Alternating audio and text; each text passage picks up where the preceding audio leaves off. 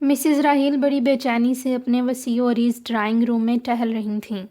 انہیں دراصل بیگم خالدہ کا انتظار تھا، جن کے ساتھ انہوں نے ایک تقریب میں جانا تھا۔ بیگم خالدہ نے 4 بجے آنے کا کہا تھا، لیکن 5 بجنے والے تھے اور وہ ابھی تک نہیں پہنچی تھیں۔ مسز راہیل نے 1-2 بار بیگم خالدہ کی کوٹھی فون کرنے کی کوشش بھی کی، لیکن دونوں مرتبہ غلط نمبر ملا اور رابطہ نہ ہو سکا۔ مسز راہیل ان سوچوں میں گم تھیں کہ بیگم خالدہ اب تک کیوں نہیں پہنچیں کہ اچانک انٹر کام کی گھنٹی بجی۔ مسز راہیل نے سوچا کہ ضرور بیگم خالدہ آ گئی ہیں۔ وہ جلدی میں انٹر کام پر بات کرنے کی بجائے خود ہی گیٹ کی طرف بڑھیں، کیونکہ 5 بج چکے تھے اور ٹھیک 5 بجے فنکشن شروع ہو جانا تھا۔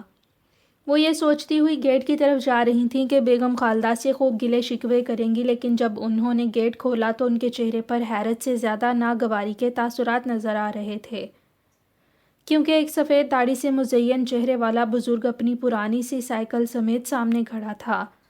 بابا جی، آپ کون ہیں اور گھنٹی کیوں بجائی ہے؟ مسز راہیل نے روکھے سے انداز میں پوچھا۔ ان کے لہجے سے صاف ظاہر ہو رہا تھا کہ انہیں بابا جی کا آنا اچھا نہیں لگا تھا۔ میرا نام قاری رحمت اللہ ہے بیگم صاحبہ، مجھے ڈاکٹر رحیل صاحب نے بھیجا ہے۔ میں آپ کے بیٹے کو قرآن پڑھانے آیا ہوں۔ مسز راہیل نے قاری صاحب کو یوں گھور کر دیکھا جیسے انہوں نے کوئی انہونی بات کہہ دی ہو۔ بابا آپ یہیں رکیں، میں ڈاکٹر صاحب سے بات کرتی ہوں۔ پتہ نہیں انہیں روز بروز کیا ہوتا جا رہا ہے، مسز راہیل نے کہا اور ڈرائنگ روم کی طرف بڑھیں۔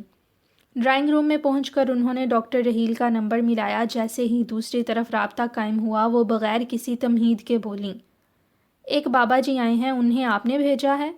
کہیں آپ قاری رحمت اللہ صاحب کی بات تو نہیں کر رہی؟ ڈاکٹر رحیل نے پوچھا۔ ہاں، شاید بابا جی نے یہی نام بتایا ہے، مسز راہیل نے لاپرواہی سے جواب دیا۔ وہ اس وقت کہاں ہیں؟ ڈاکٹر صاحب نے پوچھا۔ باہر گیٹ پر کھڑے ہیں۔ بیگم صاحبہ، انہیں باہر کیوں کھڑا کر رکھا ہے؟ انہیں ڈرائنگ روم میں بٹھائیں اور فہد بیٹے کو ان کے پاس بٹھائیں۔ وہ آج سے فہد کو قرآن پاک پڑھانے آیا کریں گے۔ ڈاکٹر صاحب، جب سے آپ لندن سے آئے ہیں پتہ نہیں آپ کو کیا ہوتا جا رہا ہے۔ آپ کہنا کیا چاہتی ہیں؟ میں کچھ سمجھا نہیں، ڈاکٹر صاحب نے پریشانی سے پوچھا۔ میں یہ کہنا چاہتی ہوں کہ آپ نے اتنی محنت سے معاشرے میں اپنا ایک مقام بنایا ہے اور اب خود ہی اسے ختم کرنے کے در پہ ہیں۔ وہ کیسے؟ وہ ایسے ڈاکٹر صاحب کہ جب روز یہ بابا جی اپنی پرانی سائیکل پر آپ کی کوٹھی پر فہد بیٹے کو پڑھانے آیا کریں گے تو ہمارے ملنے جلنے والے کیا کہیں گے؟ بیگم آپ اپنی بات کریں، مجھے لوگوں کی پرواہ نہیں ہے۔ انہیں جو کہنا ہے وہ کہتے رہیں۔ میرے خیال میں اپنے بیٹے کو قرآن کی تعلیم دلانا معاشرے میں مقام برقرار رکھنے سے زیادہ ضروری ہے، ڈاکٹر رحیل نے فیصلہ کن لہجے میں کہا۔ مسز راہیل ابھی ڈاکٹر صاحب سے مزید بحث کرنا چاہتی تھیں، لیکن ایک ملازم نے آ کر بتایا کہ بیگم خالدہ گیٹ پر ان کا انتظار کر رہی ہیں۔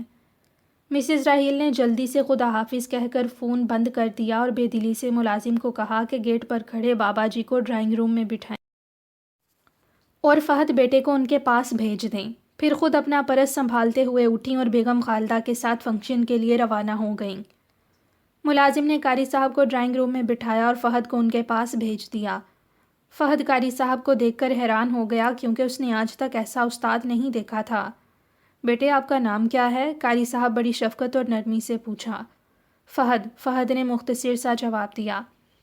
بیٹے، میں آپ کو قرآن پاک پڑھانے کے لیے آیا ہوں اور اب روز آیا کروں گا، آپ پڑھیں گے نا؟ قاری صاحب نے پیار سے کہا۔ ضرور پڑھا کروں گا، کیونکہ میرے ابو کہتے ہیں کہ قرآن پڑھنا مسلمانوں کے لیے لازمی ہے۔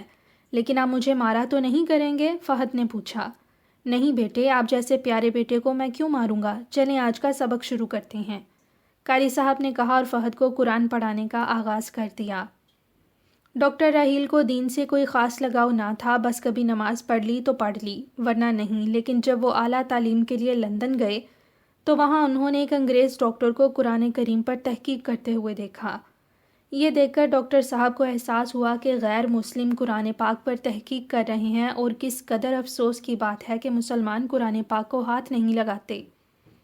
ڈاکٹر صاحب نے جب قرآن پاک کا مطالعہ شروع کیا تو انہیں احساس ہوا کہ قرآن کتنی عظیم چیز ہے۔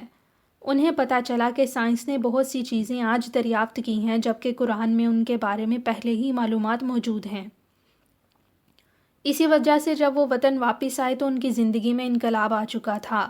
انہوں نے آتے ہی فہد کو قرآن پاک کی تعلیم دینے کے لیے قاری صاحب کا بندوبست کیا تھا اور خود بھی روز بروز ایک سچے اور باعمل مسلمان کے سانچے میں ڈھلتے جا رہے تھے، لیکن ان کی بیگم مسز راحیل کو یہ سب کچھ پسند نہیں تھا۔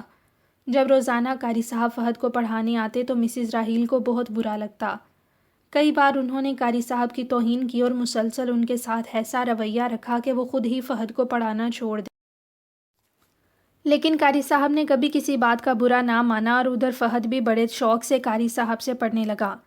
یہ دیکھ کر مسز راحیل کو خوب غصہ آتا اور اسی وجہ کئی بار ان کی ڈاکٹر رحیل سے بھی تلخ کلامی ہوئی، مگر ڈاکٹر صاحب نے ہر بار انہیں سمجھانے کی کوشش کی اور کوئی سخت رد عمل ظاہر نہ کیا۔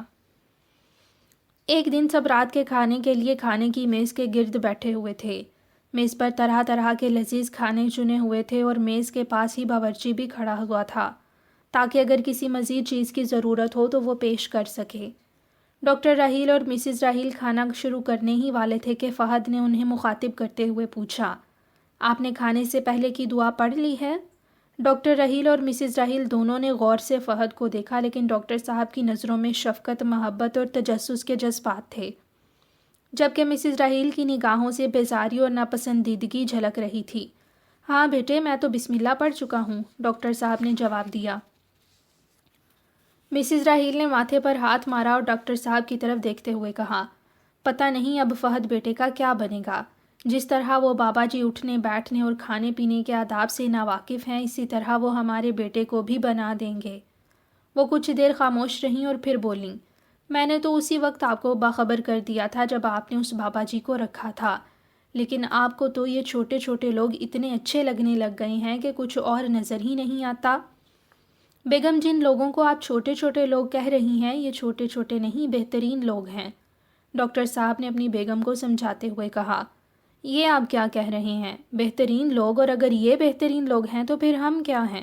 مسز راحیل نے حقارت بھرے لہجے میں کہا۔ بیگم، یہ میں نے نہیں بلکہ حضور اکرم صلی اللہ علیہ وآلہ وسلم کا فرمان ہے کہ بہترین شخص وہ ہے جو قرآن سیکھے یا دوسروں کو اس کی تعلیم دے۔ بیگم صاحبہ، قاری صاحب ہی نے ہمارے بیٹے فہد کو بہترین لوگوں میں شامل کیا ہے، اس لیے ان کے بارے میں کچھ کہنے سے پہلے سوچ سمجھ لیا کریں۔ مسز راحیل ڈاکٹر صاحب کی بات سن کر سوچ میں پڑ گئیں۔ ان کے پاس ڈاکٹر صاحب کی بات کا کوئی جواب نہ تھا۔ انہیں ڈاکٹر صاحب کی بات بڑی وزنی لگ رہی تھی اور وہ خود لاجواب ہو گئی تھیں۔ وہ سوچ رہی تھیں کہ جب قرآن سیکھنے والا اور سکھانے والے بہترین اشخاص ہیں تو قرآن کتنا عظیم ہوگا۔